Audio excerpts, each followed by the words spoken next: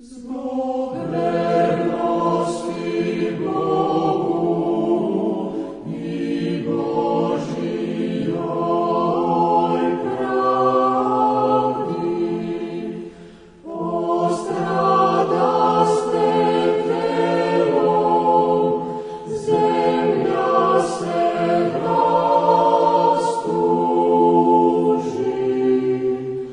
a spasoste duše, nebo se veseli, a preci se vaši